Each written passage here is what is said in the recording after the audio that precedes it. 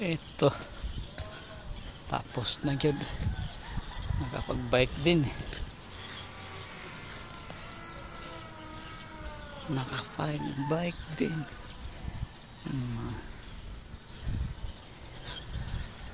Tatlong poste. Maliit na tubo. Ito mga konting tips mga kabakal. Pag malaki masyado yung gate nyo, walang available na tubo na malaki, ganito ang gagawin nyo ng poste. Ganito ang pagkagawa ng poste na dos yung ano, didos na tubo. Ang poste din ay didos. Ayan, ginawang tatlong piraso yung pagkakabitan ng 3 meters na poste. Bali 6 meter ang lapad.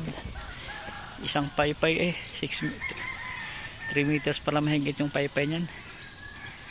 312 yung ano lapad ng isang paypay. Bali 624 yung lapad ng gate. 6 meter 24 centimeter yung lapad ng gate. Ay ganire. May ilog pala dito. May ilog na malaki.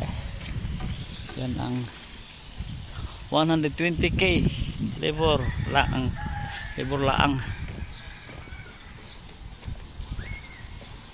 Ano pa, ayan mga ano rin to, 100 meter ang haba ng ano na to. 100 meter yung haba ng bakod. Yung height nya 6 feet ang steel matting. Ito, kapag bike din. Kaso may pintarabang badlak. Ayan mga kabakal. Yan ang mga pang malakasang diskarte ng tubong gate na ano. Malakasang diskarte ng poste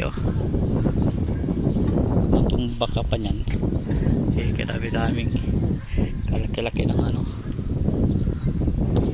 Ang daming tubo kasi